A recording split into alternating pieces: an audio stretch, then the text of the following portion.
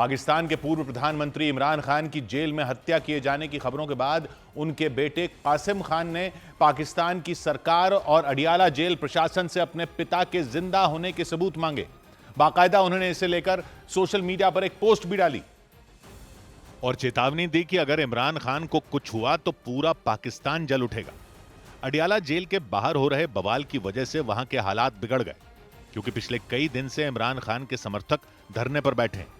जमा देने वाली ठंड में भी प्रदर्शनकारी जेल के बाहर बैठकर नारे लगाते रहे।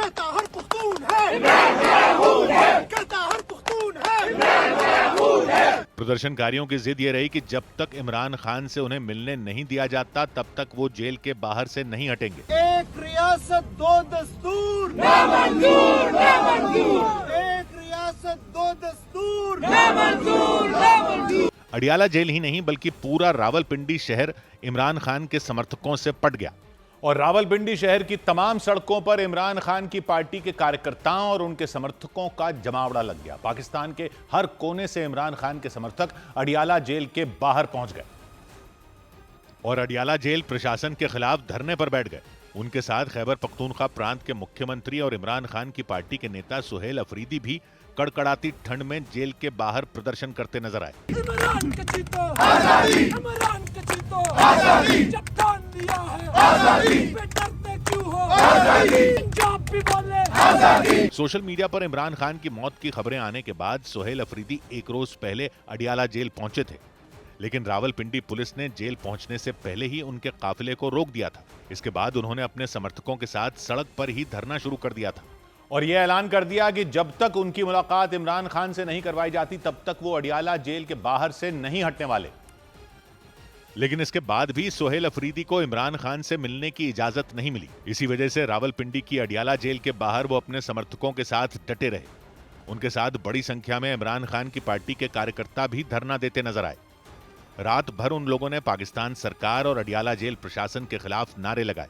लाठी गोली की सरकार नहीं चलेगी, नहीं चलेगी, लाठी गोली की सरकार नहीं चलेगी, नहीं चलेगी। सड़क पर घेरा बनाकर इमरान खान के समर्थक उनसे मिलने की आस में बैठे रहे। गिरती हुई दीवारों को एक धक्का और दो, गिरती हुई दीवारों को एक धक्का और दो। पूरी रात अडियाला जेल के बाहर इमरान के समर्थन में नारे गूंजते रहे और अडियाला जेल प्रशासन से इमरान खान की खैरियत जानने की कोशिश करते रहे। लेकिन तमाम कोशिशों के बाद भी जेल प्रशासन ने उन्हें इमरान खान से मिलने की इजाजत नहीं दी। इसी वजह से आशंका जताई गई कि कहीं अडियाला जेल के अंदर इमरान खान के साथ कुछ गलत तो नहीं हुआ, क्योंकि सोशल मीडिया पर खबरें यह आई थीं कि इमरान खान की जेल में बेरहमी से हत्या कर दी गई और फिर उनके शव को किसी दूसरी जगह शिफ्ट कर दिया गया। इसी वजह से इमरान खान के बेटे कासिम खान ने अडियाला जेल प्रशासन से अपने पिता के जिंदा होने का सबूत मांगा। इसे लेकर उन्होंने सोशल मीडिया पर एक पोस्ट भी डाली। उसमें उन्होंने बताया कि उनके पिता इमरान खान को 845 दिन पहले गिरफ्तार किया गया था और दावा किया कि पिछले 6 हफ्तों से उन्हें एक डेथ सेल में रखा गया है। इमरान खान के बेटे कासिम खान ने यह भी दावा किया कि पिछले कई हफ्तों से उनके पिता से न तो किसी को मिलने दिया गया, न ही उनसे किसी की बात करवाई गई। इसी वजह से इमरान खान की बहनें उनसे मिलने के लिए जी जान से जुटी। परिवार ने कोर्ट से परमिशन तक ले लिया, लेकिन इसके बाद भी उन्हें इमरान खान से मिलने नहीं दिया गया। बाद में इमरान खान की बहनों ने अडियाला जेल प्रशासन के खिलाफ मोर्चा खोल दिया और जेल के बाहर धरने पर बैठ गई। इमरान खान की बहनों ने ऐलान किया कि वो किसी भी कीमत पर वहां से नहीं हटेंगी, लेकिन आरोप है कि 18 नवंबर की रात को रावलपिंडी पुलिस ने उन पर लाठीचार्ज कर दिया था। उसकी वजह से वहां के हालात बिगड़ गए थे। इमरान खान की बहनों ने आरोप लगाया था कि पाकिस्तानी सेना प्रमुख आसिम मुनीर के इशारे पर उन पर लाठीचार्ज किया गया था और उनके साथ बदसलूकी की गई। अडियाला जेल के बाहर पुलिस के उस एक्शन में कई लोग बुरी तरह घायल हो गए थे। इसी तरह का बवाल 25 नवंबर को भी हुआ था। उस दौरान भी रावलपिंडी पुलिस ने अडियाला जेल के बाहर धरना प्रदर्शन कर रहे इमरान खान के समर्थकों पर लाठियां चलाई थी। इसके बाद इमरान खान की पार्टी ने पाकिस्तान की सरकार और अडियाला जेल प्रशासन पर सवाल उठाए और यह जवाब मांगा कि आखिर किस वजह से इमरान खान को उनकी बहनों और वकीलों से मिलने नहीं दिया जा रहा। और यही सवाल खैबर पख्तूनख्वा के मुख्यमंत्री सुहेल अफरीदी ने भी पाकिस्तान की सरकार से पूछा। इमरान खान की पार्टी की तरफ से इस बात का भी दावा किया गया कि अडियाला जेल में उन्हें टॉर्चर किया जा रहा, उसी वजह से इमरान खान को किसी से भी मिलने नहीं दिया गया। इमरान खान की पार्टी के मुताबिक अडियाला जेल में बंद इमरान खान की तबीयत खराब है, इसके बाद भी जेल में उन्हें प्रताड़ित किया जा रहा है। इस बात का भी दावा किया गया कि जेल के अंदर इमरान खान की हालत धीरे धीरे बिगड़ती जा रही है। इसलिए इमरान खान की पार्टी ने तुरंत परिवार के लोगों को इमरान खान से मिलवाने की अपील की। इसके अलावा जेल प्रशासन से इमरान खान के बारे में जानकारी भी मांगी और ऐसा नहीं होने पर पूरे पाकिस्तान में प्रदर्शन की चेतावनी दी। हालांकि तनाव बढ़ने के बाद अडियाला जेल प्रशासन की तरफ से बताया गया कि इमरान खान ठीक हैं, लेकिन जेल प्रशासन ने उनसे मिलने की इजाजत नहीं दी। इसी वजह से इमरान खान की बहन अलीमा खान खैबर पख्तूनख्वा प्रांत के मुख्यमंत्री सोहेल अफरीदी के साथ इस्लामाबाद हाई कोर्ट पहुंची। अलीमा खान ने कोर्ट में अडियाला जेल के अधीक्षक और दूसरे अधिकारियों के खिलाफ अदालत की अवमानना की याचिका दाखिल की। उस याचिका में इस्लामाबाद हाई कोर्ट के 24 मार्च के उस आदेश का भी जिक्र किया गया जिसमें कोर्ट ने इमरान खान से हफ्ते में 2 बार मुलाकात करने की इजाजत दी थी। और यह याचिका में आरोप लगाया गया कि अदालत के आदेशों का जानबूझकर पालन नहीं किया गया। इस्लामाबाद हाई कोर्ट में याचिका दाखिल करने के बाद सोहेल अफरीदी ने वहां के चीफ जस्टिस से मुलाकात करने की कोशिश की और उनके साथ इमरान खान की बहन अलीमा खान और उनके वकील भी मौजूद रहे। लेकिन सोहेल अफरीदी ने दावा किया कि इस्लामाबाद हाई कोर्ट के चीफ जस्टिस ने उनसे मिलने से इनकार कर दिया। उसके बाद जो है वो जस्टिस साहब चैम्बर में गए और चैम्बर से हमें ये इत्तला मिली कि मतलब वो हमसे मिलना नहीं चाहते। इस्लामाबाद हाई कोर्ट के चीफ जस्टिस से मुलाकात नहीं होने पर सोहेल अफरीदी ने दावा किया कि उनकी बातों को न तक कोर्ट सुन रही है और न ही पाकिस्तान की सरकार। और तो और उन्होंने यह भी आरोप लगाया कि अडियाला जेल के बाहर धरना प्रदर्शन करने के दौरान रावलपिंडी पुलिस ने उनके और उनके समर्थकों के साथ मारपीट और बदसलूकी की, जिसमें कुछ लोग घायल हो गए। और सोहेल अफरीदी के मुताबिक वो इमरान खान से मिलने के लिए खैबर पख्तूनख्वा से 8 बार अडियाला जेल आ चुके हैं, लेकिन हर बार उन्हें इमरान खान से मिलने से रोक दिया गया। 8 दफा मैं गया हूं और मेरी मुलाकात जो है मेरे लीडर से नहीं करवाई गई, हत्ता कि मेरा पासपोर्ट ब्लॉक कर दिया। सोहेल अफरीदी ने पाकिस्तान की सरकार से इमरान खान की सेहत और सुरक्षा को लेकर उठे सभी सवालों पर जवाब मांगा और ऐसा नहीं होने पर उन्होंने पाकिस्तान की जनता के साथ सड़कों पर उतरने की चेतावनी दी। और मीडिया से बातचीत करने के दौरान सोहेल अफरीदी पाकिस्तानी आर्मी चीफ आसिम मुनीर पर भड़क गए। उन्होंने पाकिस्तान में बिगड़ते हालात के लिए आसिम मुनीर को जिम्मेदार ठहराया और आरोप लगाया कि उनके इशारे पर ही इमरान खान के परिवार को उनसे मिलने की इजाजत नहीं दी जा रही। इसके अलावा उन्होंने आसिम मुनीर पर पाकिस्तान में नफरत बढ़ाने का भी आरोप लगाया। आप जो है ऐसे कारनामे कर रहे हैं जिससे जो है नफरतें बढ़ रही है और दूरियां भी बढ़ रही हैं। दूसरी तरफ इमरान खान की जेल में हत्या किए जाने की खबरें आने के बाद उनकी पार्टी के सांसदों ने एक बार फिर पाकिस्तान की संसद में हंगामा खड़ा कर दिया। हालांकि इमरान खान की सरकार में मंत्री रहे फवाद चौधरी ने दावा किया कि 72 घंटे के अंदर इमरान खान को उनके परिवार से मिलने की मंजूरी मिल जाएगी। अगस्त 2023 से इमरान खान अडियाला जेल में बंद है और दावा किया गया कि 27 अक्टूबर के बाद किसी से भी उनकी मुलाकात नहीं कराई गई। इस बीच इमरान खान की बहन नूरीन नियाजी ने पुलिस और सेना की भूमिका पर सवाल उठाए। मीडिया से बातचीत के दौरान उन्होंने आसिम मुनीर को तानाशाह बता दिया। शहबाज शरीफ तो वो लोग अपनी सीटें हार गए थे और उनको पीछे से अगर किसी ने जताया तो यही ताकत, इनसे बड़ी वही ताकत है। नूरीन नियाजी ने दावा किया कि इमरान खान की हत्या की खबर फैलने से परिवार के लोग बुरी तरह डर गए, इसीलिए परिवार के लोग हर हाल में इमरान खान से मिलना चाहते हैं ताकि उनके सुरक्षित होने का पता चल सके। इधर उत्तर प्रदेश के मुजफ्फरनगर में एक आदमी पर यह आरोप लगा कि उन्होंने कई साल पहले मर चुके अपने रिश्तेदारों की जमीन हड़पने के लिए उनके नाम के झूठे दस्तावेज बनवा दिए। दावा किया गया कि वो अपने रिश्तेदारों के नाम की करीब 15 करोड़ की जमीन हड़पने की फिराक में थे और आरोप लगाया गया कि उन्होंने इसके लिए अपने 3 ऐसे रिश्तेदारों के नाम के कागज तैयार करवाए जो कई साल पहले मर चुके हैं, जिनके नाम पर वो जमीनें हैं। उनके बेटों ने दावा किया कि आरोपी ने उन कागजों के जरिए उनके पिता और रिश्तेदारों की करीब 15 करोड़ की जमीन हड़पने की कोशिश की। लगाए हुए थे वे तो अब से 10 साल पहले 12 साल पहले मर चुके। एफिडेविट कब लगाए? फरवरी में 2025 में। उन लोगों ने इस मामले में तहसीलदार की मिली भगत होने की भी आशंका जताई और इसी वजह से वो शिकायत लेकर एसपी के दफ्तर पहुंच गए। उन लोगों ने दावा किया कि तहसीलदार ने उनकी बात तक नहीं सुनी और उस जमीन के लिए उनसे कई चक्कर लगवाए गए। हालांकि एसपी ने उनकी शिकायत सुनने के बाद इस मामले में जांच के आदेश दे दिए। मुकदमा पंजीकृत कर दिया गया है, थाना भोपाल में मुकदमा पंजीकृत है। और उसमें डिटेल जो है इन्वेस्टिगेशन की जा रही है। एसपी ने भरोसा दिया कि इस मामले की अच्छी तरह से जांच की जाएगी और जो भी दोषी पाया जाएगा उसके खिलाफ सख्त कार्रवाई होगी। जबकि इससे एक रोज पहले यूपी के हापुड़ से एक पुतले के दाह संस्कार का चौंकाने वाला मामला सामने आया था। पुलिस के मुताबिक उस मामले के आरोपियों ने बीमे की रकम हड़पने के लिए पुतले का अंतिम संस्कार करने की साजिश रची थी। दिल्ली के कारोबारी अपने 3 दोस्तों के साथ गढ़मुक्तेश्वर के ब्रिजघाट आए थे और वहां अपने नौकर का अंतिम संस्कार करना चाहते थे।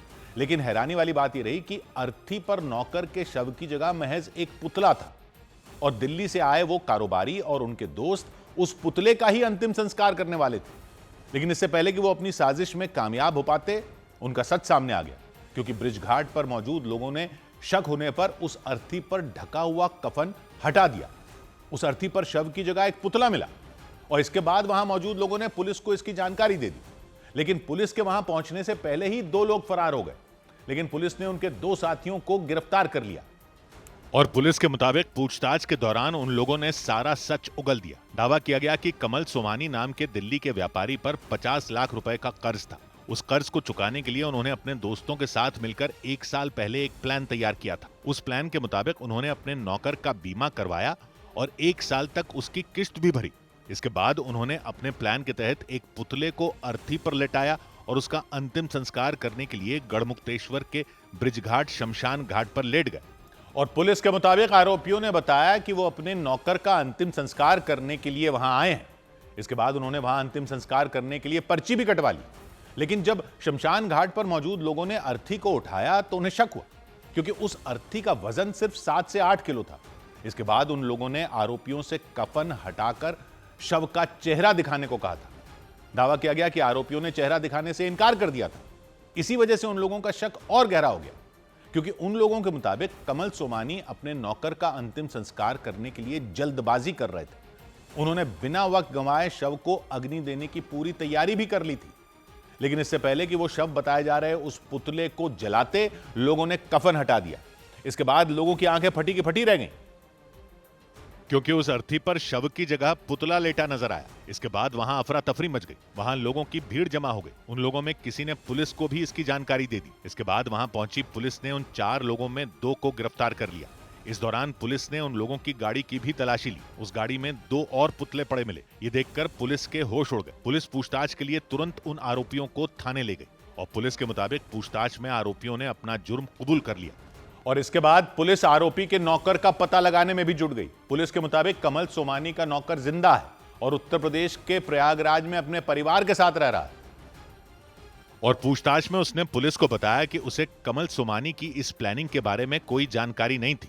पुलिस के मुताबिक अंशुल नाम का वो नौकर कमल सोमानी के घर पर काम करता था। लेकिन दावा किया गया कि कुछ वक्त पहले ही वो नौकरी छोड़कर अपने घर प्रयागराज लौट गया था और इसके बाद ही कमल सोमानी ने इंश्योरेंस की रकम हड़पने का प्लान बनाया और अपने दोस्तों के साथ नौकर का झूठा अंतिम संस्कार करने पहुंच गए। और इस मामले के सामने आने के बाद हापुड़ के डीएम ने नगर पालिका गढ़मुक्तेश्वर को आदेश जारी कर दिए। इसके तहत शमशान घाट पर आने वाले सभी शवों का सत्यापन होगा और इसके साथ ही मृतक और उसके परिवार वालों का आधार कार्ड भी देखा जाएगा। हापुड़ के डीएम ने नगर पालिका गढ़मुक्तेश्वर को आदेश दिए कि वहां के शमशान घाट पर सीसीटीवी कैमरे लगाए जाएंगे और उसकी बाउंड्री भी करवाई जाएगी। इसके अलावा सभी शव वाहनों की एंट्री एक ही गेट से होगी ताकि शमशान घाट पर आने वाली सभी गाड़ियों की चेकिंग की जा सके। जो भी बॉडी आए उसका सत्यापन जरूर कर लिया जाए आधार कार्ड के अनुसार। इसके अलावा हापुड़ के डीएम ने शमशान घाट पर मौजूद कर्मचारियों से हमेशा सतर्क रहने की अपील की। इस बीच मध्य प्रदेश के रतलाम में उस वक्त हड़कंप मच गया जब वहां एक प्राइवेट स्कूल के छात्र ने स्कूल की 3री मंजिल से छलांग लगा दी। बताया गया 10वीं में पढ़ने वाले उस छात्र को स्कूल में मोबाइल के साथ पकड़ा गया था। इसी की शिकायत करने के लिए उसके परिजनों को स्कूल बुलाया गया। लेकिन जैसे ही उस छात्र के पिता स्कूल पहुंचे वो 3री मंजिल से कूद गया। दंग कर देने वाला मामला रतलाम के दीनदयाल नगर थाना क्षेत्र का रहा। वहां बोधी इंटरनेशनल स्कूल नाम के स्कूल के छात्र ने खुदकुशी की कोशिश की। ईशान नाम का वो लड़का 10वीं कक्षा का छात्र बताया गया। कल इसने मोबाइल स्कूल में लाके एक अपने क्लासरूम की पूरी वीडियो बनाई थी और वीडियो को ईशान ने सोशल मीडिया पर अपलोड कर दिया था। इसी के बाद स्कूल प्रशासन ने ईशान के परिवार वालों को स्कूल बुला लिया ताकि उसे समझाया जा सके। लेकिन बताया गया कि अपने पिता को स्कूल में देखते ही ईशान बुरी तरह डर गया था। दावा किया गया कि फटकार लगाए जाने के डर से उसने ऐसा कदम उठाया कि हर कोई दंग रह गया, क्योंकि उसने स्कूल की तीसरी मंजिल से छलांग लगा दी। नीचे गिरते ही ईशान को दूसरे छात्रों और टीचरों ने घेर लिया। बच्चा जो है यहीं पे इसी जो फ्लोर है यहाँ पे वो गिरा था और यहाँ से उसे तत्काल जो है रतलाम के निजी अस्पताल ले जाया गया, जहाँ पे उसका इलाज जारी है। बच्चे को मल्टीपल फ्रैक्चर्स है। ईशान के पिता ने बताया कि स्कूल बिल्डिंग से कूदने की वजह से उसका जबड़ा भी टूट गया। अभी तो वो कुछ बोल भी नहीं पा रहा है क्योंकि उसका शायद ये फ्रैक्चर हो गया है। हालांकि गनीमत ये रही कि तीसरी मंजिल से कूदने के बाद भी उस छात्र की जान बच गई। इधर उत्तर प्रदेश के अलीगढ़ में पुलिस ने पिछले 2 महीने से लापता बताए गए अनुज कुमार नाम के इंस्पेक्टर की तलाश तेज कर दी। वो 17 सितंबर के बाद से गायब बताए गए। इस बीच पुलिस ने उनके बारे में कोई भी जानकारी देने वाले को 50,000 रुपए का इनाम देने की भी घोषणा कर दी, ताकि 2 महीने से ज्यादा वक्त से लापता इंस्पेक्टर अनुज कुमार के बारे में कोई सुराग मिल सके। इस बीच अलीगढ़ पुलिस लगातार उनकी तलाश में जुटी रही। 17 सितंबर को लापता हुए थे, 18 अक्टूबर को थाने में गुमशुदगी दर्ज की गई। इसके बाद से ही इंस्पेक्टर अनुज कुमार की गुमशुदगी अलीगढ़ पुलिस के लिए सबसे बड़ी पहेली बन गई, क्योंकि तमाम छानबीन के बाद भी पुलिस को उनके बारे में कोई जानकारी नहीं मिल सकी। इस दौरान पुलिस की अलग अलग टीमों ने कई जगहों पर उनकी तलाश की, लेकिन पुलिस उन्हें ढूंढ नहीं पाई। इंस्पेक्टर रैंक के पुलिस वाले का इस तरह अचानक लापता हो जाना पुलिस के लिए बड़ी चुनौती बन गया। और इस बीच लापता इंस्पेक्टर तलाश तेज करते हुए जगह जगह पोस्टर चिपका दिए। उनके बारे में कोई भी खबर देने वाले को 50,000 रुपए देने का ऐलान किया गया। इससे पहले अलग अलग इलाकों के कई सीसीटीवी कैमरे खंगाले गए। लापता इंस्पेक्टर अनुज कुमार से जुड़े सभी लोगों से दोबारा पूछताछ की गई, लेकिन कहीं से कोई ऐसी कड़ी नहीं मिल पाई जो उन तक पहुंच सके। वो अपने परिवार के साथ अलीगढ़ के महुआ खेड़ा के धनीपुर मंडी में रहते थे और उनकी गुमशुदगी के बाद से ही उनके परिवार वाले बेहद परेशान हैं।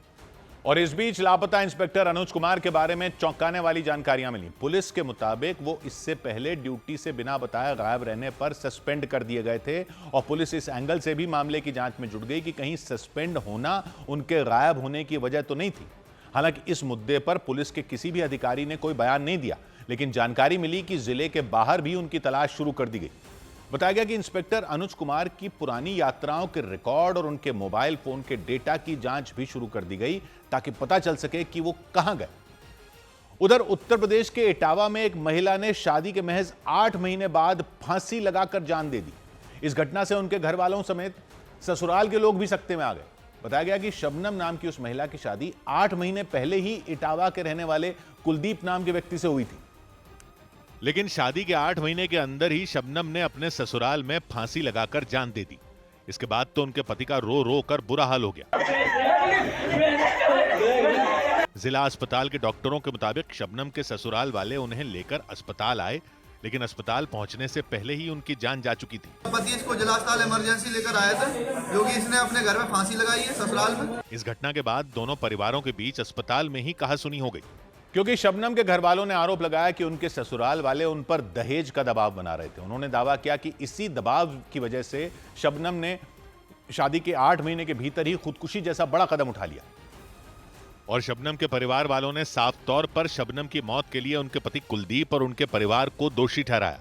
उनके मुताबिक शबनम पर लंबे वक्त से दहेज के लिए दबाव बनाया जा रहा था। बता 10 लाख की मेरे भैया ने शादी करी, वो भी खेत बेच के इनकी हर एक डिमांड पूरी करी।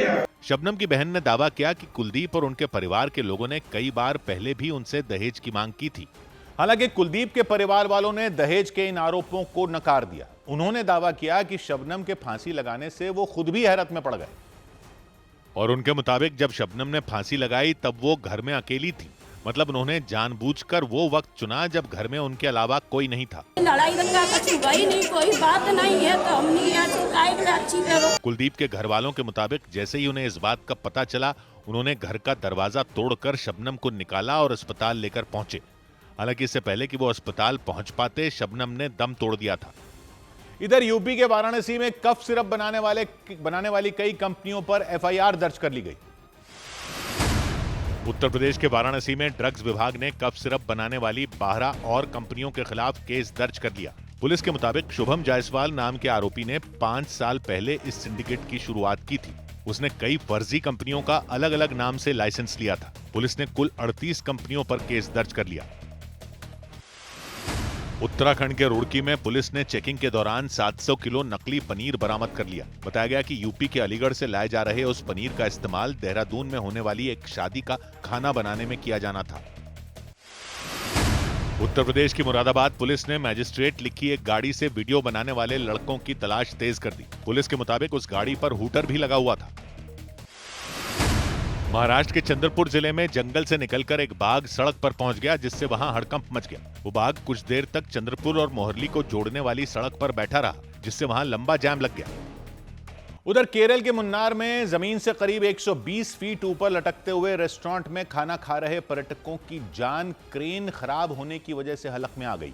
क्रेन के खराब होने की वजह से पर्यटक घंटों तक हवा में लटकते रहे।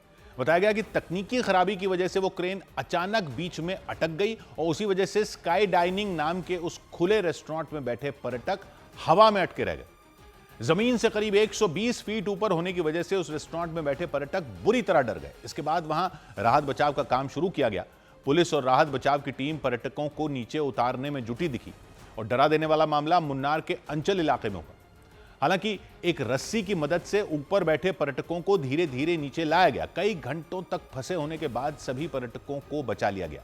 इस दौरान जमीन पर जाल बिछा दिखा ताकि गलती से भी कोई हादसा ना हो। इधर राजस्थान के कोटपुतली में दिन दहाड़े हुई गैंग वॉर से दहशत मच गई। वहां 2 कारों में आए बदमाशों ने मोटरसाइकिल पर सवार 2 लड़कों को कुचलने की कोशिश की। बताया गया कि उनके बीच पुरानी रंजिश थी और बदमाशों ने सड़क पर चलते हुए अचानक अपनी गाड़ियां किनारे की तरफ मोड़ ली। इसके बाद आगे वाली गाड़ी ने सीधा जाकर एक मोटरसाइकिल को टक्कर मार दी। उस पर 2 लड़के सवार थे जो जमीन पर गिर गए। उनका एक दोस्त पीछे खड़ा था। गाड़ियों को देखकर वो तीनों खड़े हो गए और उनमें एक ने काले रंग की उस कार पर ताबड़तोड़ फायरिंग शुरू कर दी। इसके बाद वो कार पीछे हट गई। तभी सफेद रंग की दूसरी कार ने आकर उन लड़कों को कुचलना चाहा। हालांकि वो तीनों अपनी जान बचाने के लिए एक मकान में जाकर छिप गए और फिर वो दोनों कार वहां से चली गई। ऐसा लगा ये लड़ाई खत्म हो गई, लेकिन दोनों कारों में सवार बदमाश थोड़ी दूर आगे जाने के बाद रुक गए और इसके बाद वो दोबारा उसी जगह पहुंच गए जहां गोलीबारी हुई। हालांकि वो तीनों लड़के डर के मारे मकान से बाहर नहीं निकले, लेकिन उनकी मोटरसाइकिल वहीं जमीन पर गिरी हुई थी। ये देखकर सभी बदमाश अपनी अपनी गाड़ियों से बाहर निकले और जाकर उन्होंने उस बाइक को तोड़ना शुरू कर दिया। उन्होंने बाइक में जमकर तोड़फोड़ की। इसके साथ ही उनमें एक बदमाश ने लड़कों की तरफ कई पत्थर भी बरसाए। इस घटना से इलाके के लोग दहशत में आ गए। बाद में खबर मिलने पर पुलिस आरोपियों को पकड़ने में जुट गई। बताया गया कि कुछ रोज पहले भी ये दोनों गुट आपस में भिड़ गए थे। उधर उत्तर प्रदेश के मथुरा में बीच सड़क पर एक रोडवेज बस रोकने को लेकर कंडक्टर और पुलिसकर्मी की बहस हो गई। आरोप लगा बस का कंडक्टर बीच सड़क पर यात्रियों को उतार रहा था। इसकी जानकारी मिलते ही एक मीडिया कर्मी भी वहां पहुंच गए और फिर उस बस कंडक्टर और मीडिया कर्मी के बीच भी बहस हो गई। क्या नाम है आपका? नीरज कुमार शर्मा। गलती आप कर रहे हो। गाड़ी लगा रहे हैं। नहीं, आप सड़क पर गाड़ी रोके, वो गलती नहीं है। गलती नहीं लगा रहे, गाड़ी रोक नहीं रहे, पैसेंजर चल रहे हैं। गलती आप कर रहे हो। स्टॉप नहीं है, आप वो कर रहे हो। इसको तो भगा नहीं रहे। स्टॉप तो है नहीं। स्टॉप नहीं, गाड़ी को आगे ले जा रहे हैं। आप रोडवेज के कंडक्टर है, आपको पता है कि कहाँ रुकना। अरे वीडियो खूब बनाओ। इन्होंने कौन सा मारा है आपको? मारा नहीं। आप भी सरकारी कर्मचारी और ये भी सरकारी कर्मचारी है। गलती आप कर रहे हैं। आप बीच रोड पे गाड़ी को रोक रहे हैं। आप बीच आपका सब बनता है फर्ज। मेरा चिल्लाना है, मेरा चिल्लाना तो आगे बढ़ा रहे हैं ना। इसके बाद बस कंडक्टर के तेवर बदल गए और वो बस हटाने को तैयार हो गया। लेकिन इससे पहले बीच सड़क पर जमकर हंगामा हुआ। जैसे ही वो रोडवेज बस बीच सड़क पर रुकी, वहां मौजूद पुलिसकर्मी उसे हटाने पहुंच गए और इसी बात पर उस बस का कंडक्टर पुलिसकर्मी से भिड़ गया। बनाओ वीडियो खूब आराम से बनाओ। आप बहस मत करो, इज्जत से बात करो। क्या कर रहे हो आप? इज्जत से ड्राइवर से बात कर रहे हो। इज्जत से बात करो। पुलिसकर्मी का पक्ष लेने पर उस बस का ड्राइवर भी आग बबूला हो गया और उसकी मीडिया कर्मी से बहस हो गई। ये प्रशासन की और ये आपकी जिम्मेदारी बनती है कि जो पैसेंजर को उतारने के लिए बस स्टॉप बनाया जाए। बस स्टॉप यहाँ कोई बस स्टॉप है जहाँ पे हम यात्रियों को उतार सके बस से? आपने कंप्लेंट नोट कराई किस चीज की? इसी बात की। आप जैसे कैमरा लगा रहे हैं, रोजाना कहते हैं बस स्टॉप कहीं तो कोई हो जहाँ हम पैसेंजर को ड्रॉप कर सके। और आखिरकार उस रोडवेज बस को वहां से हटा लिया गया। इस बीच राजस्थान के झालावाड़ में मामूली बात पर एक शिक्षक ने बच्चों को बेरहमी से पीट दिया। इस मामले के सामने आते ही हड़कंप मच गया। जानकारी के मुताबिक वो बच्चे खेल खेल में स्कूल परिसर से बाहर चले गए थे। इसी बात से भड़के शिक्षक ने उनकी पिटाई कर दी। वो बच्चे एक लाइन में खड़े नजर आए। उनके सामने वो शिक्षक खड़े हुए थे। उन्होंने एक एक कर बच्चों को मारा और उन्हें मुर्गा बना दिया। ये मामला राजकीय आवासीय विद्यालय का रहा। स्कूल के शिक्षक ने एक एक कर सभी बच्चों को बेरहमी से मारा। इस दौरान उन्होंने एक बच्चे का हाथ पकड़ा और एक के बाद एक उस पर कई थप्पड़ बरसा दिए। इसकी वजह से वो बच्चा जमीन पर गिर गया, लेकिन इसके बाद भी आरोपी शिक्षक के हाथ नहीं रुके। वो उसे बुरी तरह मारते रहे और इतना करने के बाद भी उनका गुस्सा शांत नहीं हुआ। उन्होंने उस स्कूल से बाहर गए सभी बच्चों को इसी तरह पीटा। इसके बाद उन्हें मुर्गा बना दिया और इसकी वजह से वो बच्चे बुरी तरह डर गए। वो सिर झुकाकर शिक्षक के सामने खड़े रहे और वो शिक्षक उन्हें मारते रहे। जानकारी के मुताबिक वो बच्चे खेलते खेलते उस स्कूल के परिसर से बाहर चले गए थे और आरोप है कि इसी बात पर वो शिक्षक बुरी तरह भड़क गए। इसके बाद उन्होंने सभी बच्चों को बुलाकर एक लाइन में खड़ा कर दिया और उनकी पिटाई कर दी। उन्हें कुछ बच्चों को मारने के बाद स्कूल के अंदर भेज दिया, जबकि कुछ बच्चों को वहीं मुर्गा बना दिया। इधर उत्तर प्रदेश के इटावा में एक टीटीई पर नौसेना के अधिकारी की पत्नी की हत्या करने का आरोप लगा। महिला एक स्पेशल ट्रेन में बैठकर कानपुर से दिल्ली आ रही थी। उनके परिवार वालों के मुताबिक उस ट्रेन में टिकट को लेकर उनका उस टीटीई से झगड़ा हो गया और आरोप लगा कि उस टीटीई ने आरती नाम की उस महिला को चलती ट्रेन से धक्का दे दिया और उनकी जान चली गई। आरती का शव दिल्ली हावड़ा रेल मार्ग पर इटावा के भरथना रेलवे स्टेशन से करीब 10 किलोमीटर पहले एक रेलवे क्रॉसिंग के पास बरामद हुआ।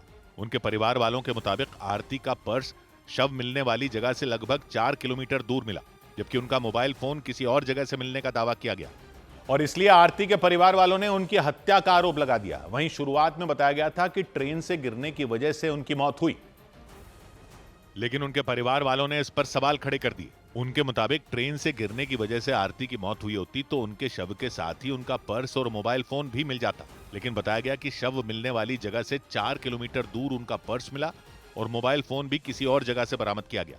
तो 4 किलोमीटर पहले बैग मिलना, 4 किलोमीटर के बाद डेड बॉडी मिलना और 4 किलोमीटर के बाद ही जो है स्टेशन है। तो इससे तो यही लगता है कि टीटी ने जो है इसमें जानबूझ के पहले सामान फेंका है और फिर जो है उसको बहू को फेंका है। नौसेना के अधिकारी की पत्नी आरती अपने इलाज के लिए कानपुर से दिल्ली आ रही थी। इसके लिए वो पटना से आनंद विहार आने वाली स्पेशल ट्रेन में सवार हुई थी। उनके परिवार के मुताबिक उन्होंने किसी और ट्रेन की टिकट ली थी, लेकिन वो ट्रेन छूट जाने की वजह से वो स्पेशल ट्रेन में बैठ गई थी और बताया गया उस स्पेशल ट्रेन की टिकट ना होने को लेकर आरती का उस टीटीई से झगड़ा हो गया और बताया गया कि इसकी शिकायत उस स्पेशल ट्रेन में मौजूद यात्रियों ने रेलवे प्रशासन को की थी। आरती के परिवार ने आरोप लगाया कि इसी झगड़े के बाद संतोष सिंह नाम के उस टीटीई ने गुस्से में उन्हें ट्रेन से फेंक दिया।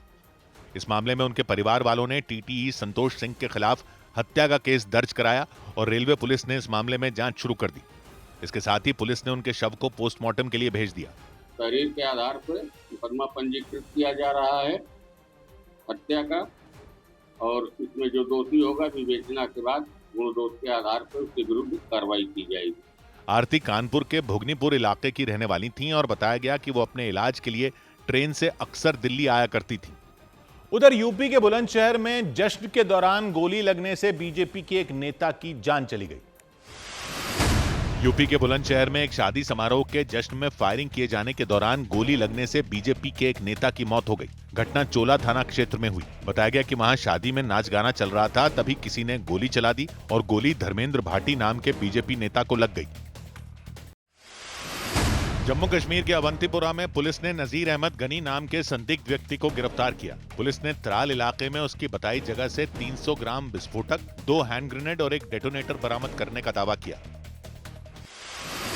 बिहार के अररिया में एक महिला ने 8 लोगों पर बंधक बनाने का केस दर्ज कराया। उस महिला ने आरोप लगाया कि 8 लोग उन्हें बंधक बनाकर दिल्ली ले गए और कई दिन तक उन्हें प्रताड़ित करते रहे। उस महिला के मुताबिक आरोपियों ने उन पर मुस्लिम धर्म अपनाने का दबाव बनाया। इधर उत्तर प्रदेश के बरेली में एक फरार आरोपी को 36 साल बाद गिरफ्तार कर लिया गया। पुलिस के मुताबिक साल 1989 में उस आरोपी को अपने भाई की हत्या करने के आरोप में गिरफ्तार किया गया था, लेकिन अदालत से मिली पैरोल के बाद वो फरार हो गया था और इसके लिए 36 साल बाद पुलिस ने उस आरोपी को दोबारा गिरफ्तार कर लिया। पुलिस से बचने के लिए उस आरोपी ने अपना पूरा हुलिया बदल लिया था। प्रदीप कुमार सक्सेना ने अपना हुलिया बदला, इस व्यक्ति ने अपनी पहचान बदली, इसने अपना नाम बदला, यहाँ तक कि इसने अपना धर्म भी बदला अपनी पहचान छुपाने के लिए। पुलिस के मुताबिक 36 साल पहले फरार होकर आरोपी मुरादाबाद चला गया था। वहां उसने अपना धर्म परिवर्तन करवाया और प्रदीप कुमार सक्सेना से अब्दुल रहीम बन गया। उसने अपनी पहचान छिपाने के लिए बड़ी बड़ी दाढ़ी भी रखी और टोपी भी लगाई। और करीब 36 साल तक अपनी पहचान छिपाकर मुरादाबाद में रहता रहा। लेकिन कुछ महीनों पहले इलाहाबाद हाईकोर्ट ने आदेश दिया कि जल्द से जल्द इस मामले का निपटारा किया जाए। और इसके बाद पुलिस ने एक बार फिर आरोपी प्रदीप कुमार सक्सेना उर्फ अब्दुल रहीम की तलाश शुरू की और उसे ढूंढ निकाला। पुलिस के मुताबिक आरोपी ने अपना धर्म बदलने के बाद मुस्लिम समुदाय की एक महिला से निकाह कर लिया था और इसके कुछ वक्त बाद ही वो एक मस्जिद में इमाम बन गया और मुरादाबाद के ही एक इलाके में बस गया। और उसके बारे में मिली खुफिया जानकारी के मुताबिक पुलिस ने उसे बरेली से गिरफ्तार कर लिया। इसके बाद पुलिस ने उसे जेल भेजने की तैयारी तेज कर दी। उधर छत्तीसगढ़ के धमतरी में कारोबारी को धमकाने के आरोप में वीएचपी यानी विश्व हिंदू परिषद के नेता को गिरफ्तार कर लिया गया। आरोप लगा कि रामचंद्र देवांगन नाम के वो नेता एंटी करप्शन यूनिट के अफसर बनकर उनके घर पहुंचे। इस दौरान उनके साथ 2 और लोग भी मौजूद थे और आरोप लगा कि उन लोगों ने एंटी करप्शन यूनिट के अफसर बनकर कारोबारी के घर की तलाशी ली, केस में फंसाने की धमकी दी और बचने के लिए लाखों रुपए की मांग की। तलाशी में वो वहां से एक लैपटॉप, एक टैबलेट और 8 नग मोबाइल फोन जो है अपने साथ लेकर के चले जाते हैं। हैरान कर देने वाला मामला धमतरी जिले के सोरम गांव में हुआ। इस मामले की शिकायत पर पुलिस ने फर्जीवाड़े के आरोप में विश्व हिंदू परिषद के जिला मंत्री रामचंद्र देवांगन और हिंदूवादी संगठनों के एक कार्यकर्ता नरेंद्र पटेल को गिरफ्तार कर लिया। इसके अलावा तीसरे आरोपी की तलाश तेज कर दी गई। इस बीच उत्तर प्रदेश के मुजफ्फरनगर में एक शादी समारोह के दौरान दूल्हे ने दहेज में मिले 31 लाख रुपए ठुकराकर ऐसी मिसाल पेश की जो चर्चा का विषय बन गई। लोगों ने इसके लिए दूल्हे और उनके परिवार वालों की जमकर तारीफ की। मामला मुजफ्फरनगर की बुढ़ाना तहसील के नगवा गांव का रहा और वहां अवधेश राणा नाम के दूल्हे ने थाली में सजे 31 लाख रुपए लेने से साफ मना कर दिया। इसके बाद जब दुल्हन के घर वालों ने खूब जोर दिया तब उन्होंने शगुन के तौर पर उनसे सिर्फ 1 रुपया अपने पास रख लिया। दुल्हन के घर वाले ये रकम उन्हें तिलक की रस्म के दौरान देने पहुंचे। दूसरी रस्मों के बाद उन्होंने 1-2 लाख नहीं बल्कि 31 लाख रुपयों से भरी थाली आगे बढ़ाई, लेकिन दूल्हे ने यह थाली लेने से इनकार कर दिया। और जानकारी के मुताबिक दूल्हे के पिता इलाके के बड़े कारोबारी हैं, जबकि दुल्हन के पिता की कुछ साल पहले मौत हो गई थी। इसके बाद से ही वो और उनका भाई अपने नाना के यहां रह रहे थे और दूल्हे के दहेज लेने से इनकार करने के बाद वहां बैठे दुल्हन के नाना खड़े हो गए। उन्होंने हाथ जोड़कर दूल्हे के परिवार वालों से अपील की कि वो ये पैसे अपने पास रख लें, लेकिन दूल्हा और उनके परिवार वाले अपने फैसले पर कायम रहे। उन्होंने 31 लाख रुपए का दहेज ठुकरा दिया। ये तो बिल्कुल गलत है और दहेज प्रथा तो बंद होनी चाहिए। इसके बाद बड़े धूमधाम से ये शादी हुई। इस बीच 31 लाख रुपए के दहेज को ठुकराने वाले अवधेश राणा की चर्चा पूरे इलाके में शुरू हो गई। लोगों ने इसके लिए उनकी खूब तारीफ की। उधर कर्नाटक में मुख्यमंत्री पद के लिए चली खींचतान उस वक्त और तेज हो गई जब मुख्यमंत्री सिद्धरमैया और उप मुख्यमंत्री डीके शिव कुमार ने कुछ ऐसे ट्वीट कर दिए जिन्हें मौजूदा विवाद से जोड़कर देखा जाने लगा।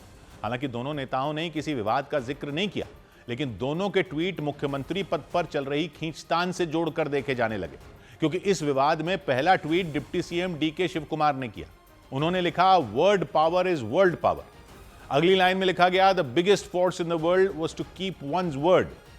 माना जाने लगा कि ट्वीट के जरिए डीके शिव कुमार कांग्रेस हाईकमान को कोई वादा याद दिला रहे हैं। माना जाने लगा कि सरकार का 2.5 साल का कार्यकाल पूरा होने के बाद वो मुख्यमंत्री पद पर दावा ठोक रहे हैं। लेकिन उनके इस ट्वीट के बाद जब सियासी अटकलें तेज होने लगी तो मुख्यमंत्री सिद्धरमैया ने भी एक ट्वीट कर दिया और उस ट्वीट में उन्होंने उसी वर्ड शब्द का इस्तेमाल किया जिस शब्द का इस्तेमाल डीके शिव कुमार ने किया था। ट्वीट में सिद्धरमैया ने लिखा कि our word to Karnataka is not a slogan, it means the world to us. यानी मुख्यमंत्री ने बताया कि उनका वर्ड यानी उनका वचन कर्नाटक की जनता से है, जो सिर्फ एक नारा नहीं है बल्कि वही उनकी दुनिया भी है। जिसके बाद माना जाने लगा कि डीके शिव कुमार और सिद्धरमैया ने बिना किसी का नाम लिए या बिना एक दूसरे का नाम लिए या बिना किसी विवाद का जिक्र किए ही सोशल मीडिया के जरिए एक दूसरे पर निशाना साध दिया और इसी वजह से कांग्रेस पार्टी में चल रही खींचतान सबके सामने आ गई।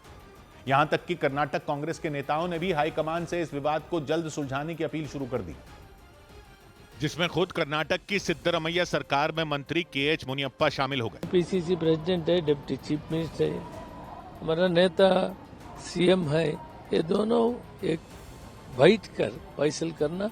डीके शिव कुमार ने भी माना कि वो दिल्ली जाकर कांग्रेस हाईकमान से मुलाकात करेंगे। So we'll go to Delhi whenever they call me and the party leaders, including my chief minister, we'll go there.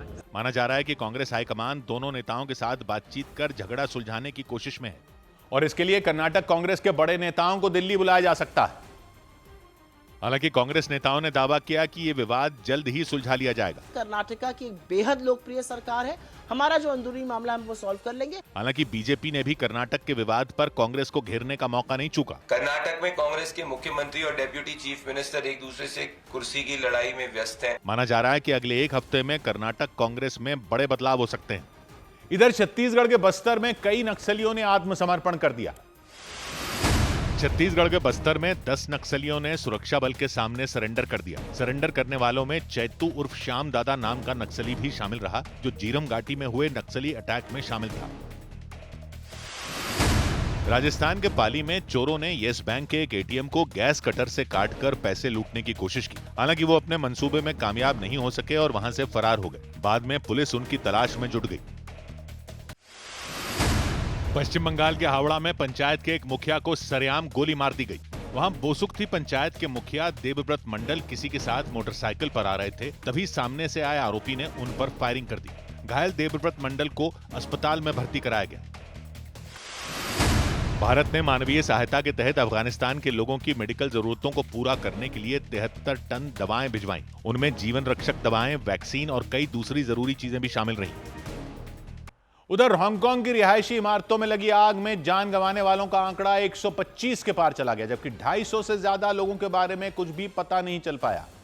वहां एक ही हाउसिंग कॉम्प्लेक्स की 7 बहुमंजिला इमारतों में भयंकर आग लग गई थी और उस पर काबू पाने में हांगकांग प्रशासन के पसीने छूट गए, क्योंकि हाउसिंग कॉम्प्लेक्स की आग को बुझाने में 24 घंटे से भी ज्यादा वक्त लग गया। वहां एक साथ धधक रही 7 गगनचुंबी इमारतों को जिसने भी देखा वो अंदर तक दहल उठा। खौफ से भर देने वाली तस्वीरों ने हांगकांग ही नहीं बल्कि पूरी दुनिया को झकझोर कर रख दिया। उन इमारतों में उस वक्त आग लगी जब हजारों लोग उनके अंदर ही मौजूद थे। यही वजह रही कि इस आग ने बड़े पैमाने पर तबाही मचा दी और सैकड़ों परिवारों को बेघर कर दिया। आग बुझाए जाने के बाद वहां हर तरफ बर्बादी के निशान दिखाई दिए, क्योंकि विनाशकारी लपटों ने अपनी जद में आने वाली हर एक चीज को जलाकर राख कर दिया। हालांकि आग की जानकारी मिलते ही हांगकांग की राहत बचाव टीमों और फायर ब्रिगेड ने मोर्चा संभाल लिया था। फायर ब्रिगेड के करीब 1000 कर्मचारियों ने बिना रुके, बिना थके लगातार पानी की बौछार की।